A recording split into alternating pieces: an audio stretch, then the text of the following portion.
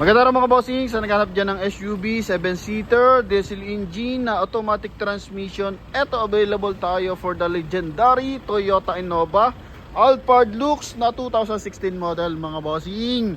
Kulay silver. Ito mga boss ha.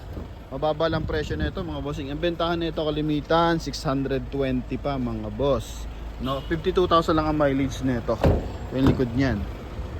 Okay, pero sa atin mga bossing, only 565,000 mga boss. E-variant na automatic transmission. So, sa mga interesado, eto, pasilip ko sa inyo mga bossing ha. Dito muna tayo sa ating front area mga boss. Legendary D40 ang makina nito. Coding nito is ending 8. So, Thursday to mga bossing ha. Ito yung kanyang front grille. So, Alphard Lux mga boss. It means yung front grille niya, kinuha yung design niya sa Toyota Alphard mga bossing. Maayos yung kanyang headlight mga bossing. Yung kanyang fog light medyo malabo. Then may konting gas-gas siya. Yung lens lang naman mga bossing, no? Tapos dito may konting gas-gas. Okay. Yan. Then sa side naman mga bossing, eto goods na goods. Sa kanyang hood, may mga konting dent sa hood mga boss. Oh, tsaka scratches. Yan. Pero as in, sobrang kababa ang price mga bossing. Yan, may ganyan lang, tiko konti. Para sa mga buyer natin interesado. Eto, sa gulong naman mga boss is Michelin. Yan mga bossing na 80% red light. Ito po is R16 ba to? Silipin natin mga bossing ha. R15. Yan, harap at likod R15 pero Michelin mga bossing.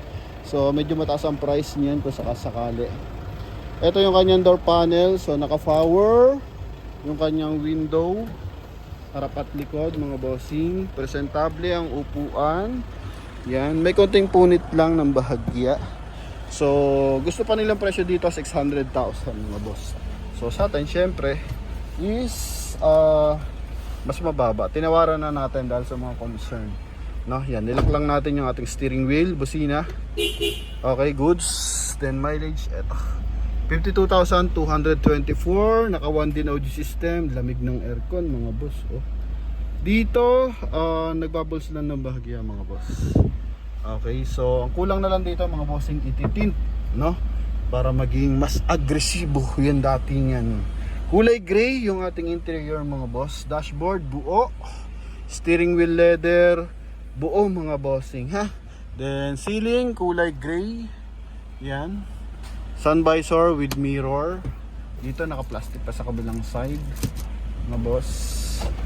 Ayan. So ito nga lang mga bossing, naka-manual yung kanyang side mirror, no? Ayan, naka-manual yan. So if ever na i-adjust mo, so naka-manual lang mga bossing. Pero pwede mong ipa-power ano yan, side mirror mga boss. Power adjust. Sa likuran, ito. Okay, so basically goods. Yan o. Aircon yan mga bossing is mula first row, second row hanggang third row mga boss. So good for 7 to 8 seater to. Yan. So ito yung likuran yan. Buo ang taillight mga boss. Yan, buo yung taillight niyan mga bossing. Ito yung kanyang likuran. So pwede siyang 5-seater, so more on 7-seater, pwede rin. Okay, then dito naman sa bracket, buo rin mga boss. Walang punit mga boss. Papalinis lang natin siya ng bahagya. Okay, all goods naman mga boss. Aha. Buo rin yung mga mga boss, aircon. Yan yung aircon blower mga boss. Kalimitan kasi napuputol yan. Pero ito all goods mga boss. Ha. Sa aircon, yan syempre hindi nyo nadadama yung aircon mga boss. Pag Toyota Innova, yan oh, lakas maglamig talaga ng aircon yan. Oh. Then sa harapan din. Okay, scratches na maliit, eto. Yan. Sa upuan sa second row, all goods mga bossing. Yan. Door panel, wala namang yupe. Wala siya masyadong gas-gas dito mga bossing. Then, ito yung kanyang front area. Yan. Sa upuan, doon lang sa kabilang side. Then dito, as in presentable, kumpleto sa stitches mga boss. Oh, leather yung ibabaw. kakisig. Kuldo rin yung sidings, armrest natin. Yun. Lamig ng aircon. Sa baba, 12 volt socket mga bossing. Oh.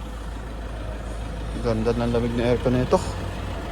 Ito lang, so hindi talaga siya naka body color, pero ang gandahan may blind spot assist mga bossing, no? Naka platinum tint pala to. Light tint lang siya mga bossing, ha. So bigyan ko lang kayo ng idea about sa platinum. Medyo pricey yan. Okay. Mataas ang price po niyan mga boss. I think 9,000 kapag SUV, kapag platinum tint, or 7. Dito sa front area may dent lang ng bahagya mga boss. Ito lang, may dent ng bahagya din dito. Yan. May mga maliliit na scratches. So although nasa ilalim naman mga boss, hindi naman siya masyadong pansinin. Sa hood naman may dimple. Ito. Yan o. So tutok lang natin. Then dito may scratches ng bahagya. Yun. So tungo tayo sa ating engine bay mga boss. Huh? Pero syempre Toyota Innova to mga bossing. Talaga namang handling tsaka makina ang paglalabanan natin dito. Ito yung ating engine bay mga boss. Lang natin. Yun. Malinis na yung makina mga boss. Walang yupe ang panel na ito mga bossing, ha. No? Dito walang punit. So ito masagi lang kasi sa Innova. Putol agad yung mga ganyang bracket. Pero ito mga bossing, all goods. Yan, bagong detailing lang to. Turbo diesel mga bossing, 2.5 na turbo diesel. Yan, so Motolite Gold ang gamit na baterya. Ito naman yung ating hood. Buo yung insulator mga bossing. Wala rin putol na ano dito bracket mga boss. Yan. Ito kasi mga sensitive yan, mabilis maputol yan. Okay, pero dito all goods, buong buo mga bossing. Sa mga buyer natin interesado, ito yung ating Toyota Innova D4D 2.5 liters na turbo diesel. Oh, kaya yun mga bossing, natitipuhan nyo to. Ito yung ating final viewing. Front area mga boss. Oh, R15 yan. So pwede kayo magpalit ng gulong hanggang R18 mga boss. O R19 na naka low profile. Ang kisig nito mga bossing, tapos lagyan mo ng top load. Wow, kawaw ka dyan mga boss. Innova to mga bossing, ha? Yan, kaya alam naman natin sa dami ng pyesa, sa taas ng resale value mga boss. Pero yung benta natin dito mababa mga bossing. Sa 600, good price na yon mga bossing. Lalo na ganito yung mileage, mababa lang. And sa atin mas mababa syempre, 565 mga boss. Dito, dito may dimple din mga boss. Yan o. Okay, so yun lang mga bossing. Sa mga interesado, pwede na kayong tumawag mga boss. Yung iba naglalagay pa ng stepboard mga boss, pero kahit di ka na maglagay stepboard dito, top load lang, tapos tint, garnish, harap at likod mga boss. Yan, so align naman yung mga hood natin mga bossing. May mga konting gas-gas, pero yung alignment, so buo naman mga boss. Okay, so hiwa-hiwalay lang kasi mga bossing yung kanyang mga scratches.